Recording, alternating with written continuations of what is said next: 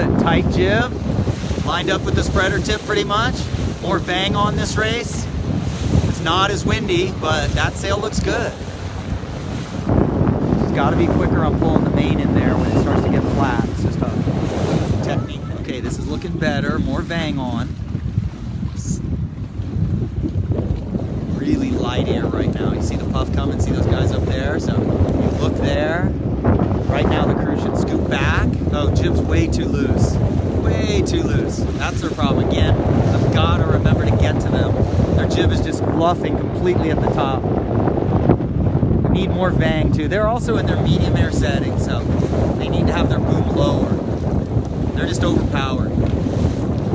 Kind of overpowered and reaching because their sails have so much twist. The twist might work once we get another 2 knots here, but it just looks like they're losing a lot of height because the toe top of the jib's luffing.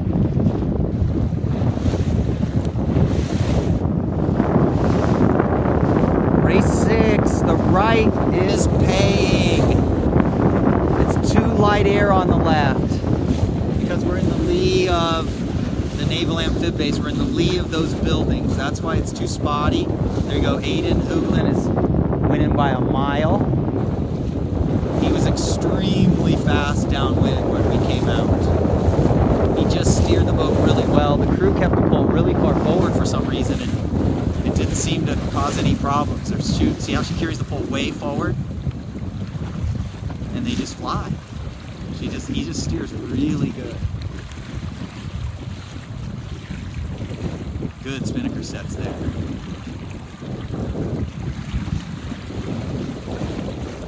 Our girls are coming over there in boat 9 again. They overstood by just a country mile. Our big goal for this race was to not go so far to the right. So they just overstood by a mile, but they're still coming in about 20th again, about the same as they did last race. So the good news is Stella and Sophia are carrying out their game plan, which is get to the right.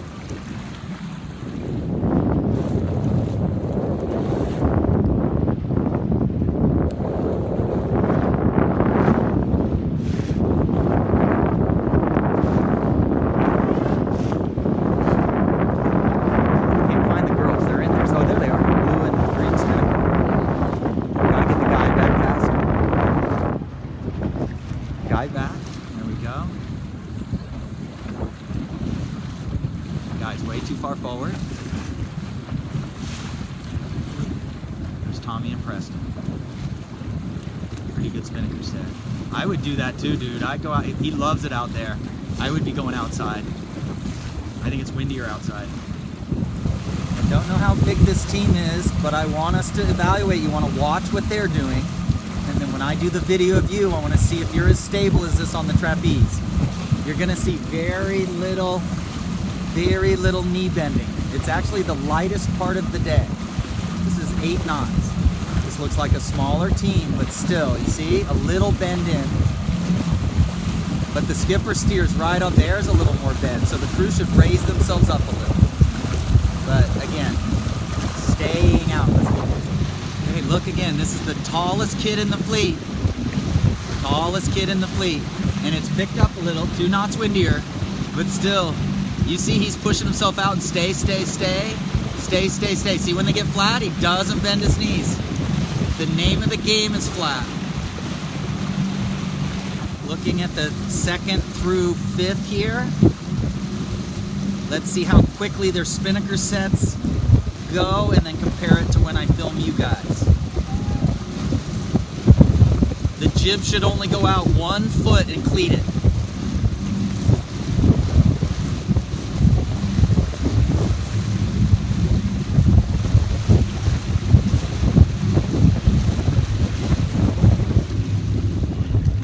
Not great spinnaker sets over here, folks. It's 10 knots. The black spinnaker did good, BCYC. Oh God, that's a horrible spinnaker set. So not impressed. 0 will do a good spinnaker set.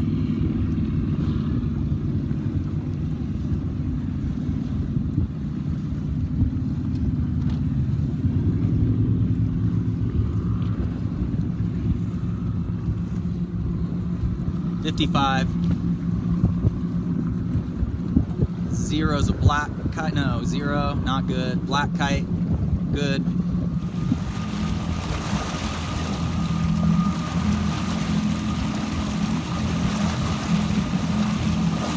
So Jay's never been through a Choctaw. He's been in 3 of our classes with spinnakers. It's called the thrown in the fire method because we had a regatta coming up and the other teams needed to work on certain things and he was brand new. So he just got sent out there. He and Max have just figured it out. Super good.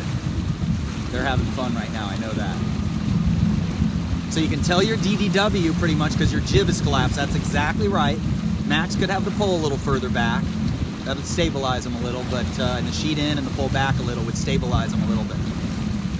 They're doing fine. Doesn't look like deer in the headlights too bad. Now he thinks it's luffing. It's not luffing, it's being blocked by the mainsail. There we go. They're figuring it out.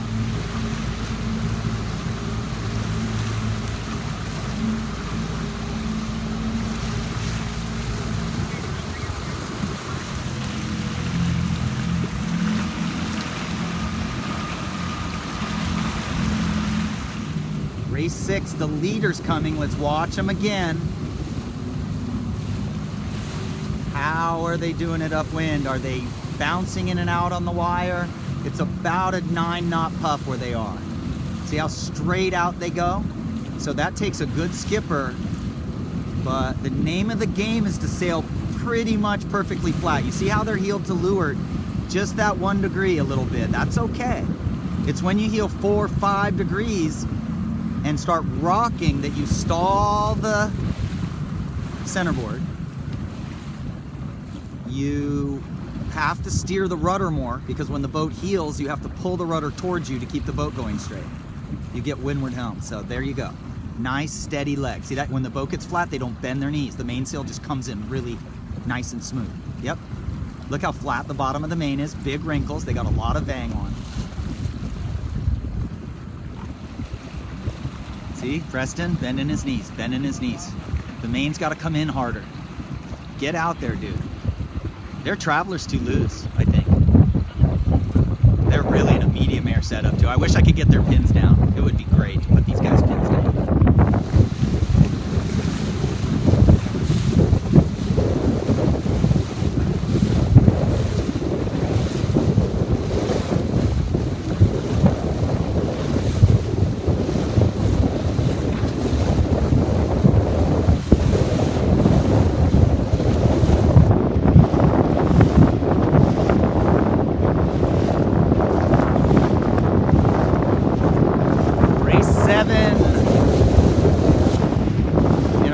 These ladies is do not overstand the windward mark.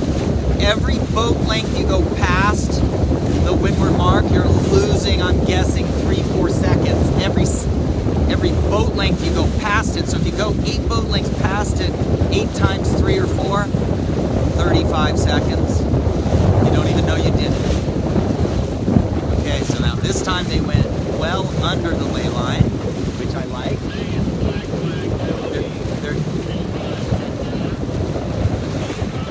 Pretty good. The jib looks like it's pretty close to the spreader tip. I'd say they look good. They could sail a little higher, but I'm happy. Look at her, staying out. She could pull her main a little harder and hike. She's letting her main out instead of staying out. That looks good. Better. Well, I just realized my video camera was set in slow mode, so I'm probably not have got much of this race. What we were looking at was boom angles of the leaders were further out than our guys. Our booms look like they're in a ways. Go ahead. How's your wind looking up there? Directly down to you. It is lightning up Roger that. Down here looks a little right, but I think it's evening now. So it's lighter wind now. So you might see a little bit of knee bending now, but the skipper doesn't hike. The skipper just sits straight up and the crew goes in and out. So now it's lighter wind. It's okay to do a little more bending of the knees. But the main better be in. You're gonna see they're 2 blocked. 2 blocked, almost. almost 2 blocked. This guy's almost 2 blocks, so the main's gotta be tight when the crew's bending their knees. And BCYC7 is doing hike mode, so that's fine. It's lighter now, so go ahead and do hike mode. Yep. Yep, not that light. Uh-oh. Uh-oh.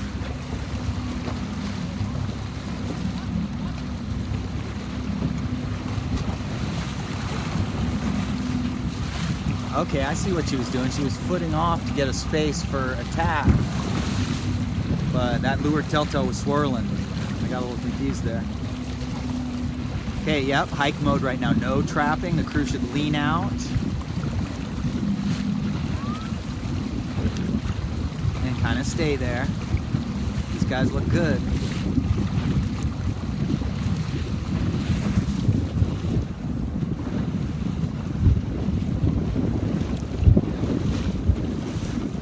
Each of the jib is at the spreader tip now, so that's better than before.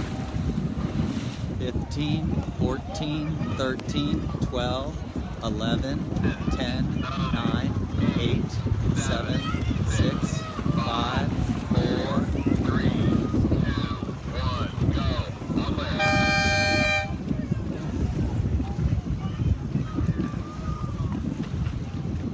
Okay, there's Sophia and Stella again near the line. A little squeezed by BCYC1, but I'm happy with their starts. Sophia had some decent starts. We're close. Our goal is JOs in July, 6 months away, 7 months, 6 months away. And we're going to have confidence in those starts, and we're going to use the skills we learned today. It's in Santa Barbara. If we get good breeze, we got to remember, we got to scallop our way up to the line. We can't just go up there and stop. Would not doubt we'll be bucking the current up there, or bucking some winds up there, and that means you got to keep the boat moving. One of our big goals today was to not totally stop in the last minute. Try to keep the boat moving with flow. Okay. Tommy and Preston pulled off a start there. They were really close to the line of black flag. They started to lose a little to that middle boat, and they tacked out. That was good. They just didn't tack right away. They were doing well, so they went a little ways, and they waited for people to start tacking, and then they tacked. What we're working on with them is not now undershooting. You got in a Club 420 right now, dude. You just go hair on fire. Hair on fire, and don't tack again. There's no holes ahead of you.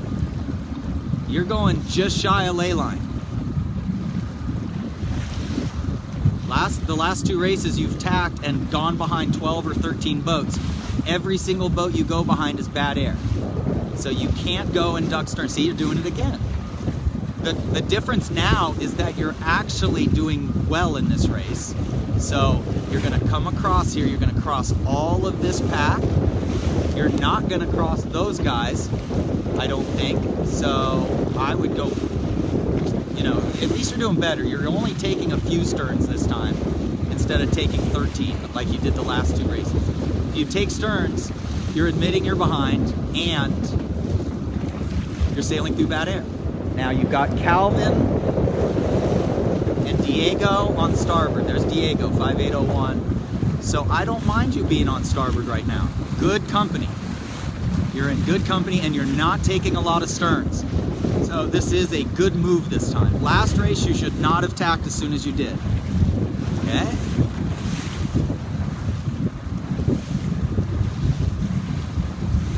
The reason why I didn't mind that tack is there is a huge puff coming right down the middle there.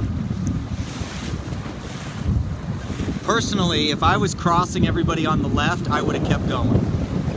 The good news right now is that boat is on the biggest lift. What you do as soon as you get a header here, dude, you get on starboard.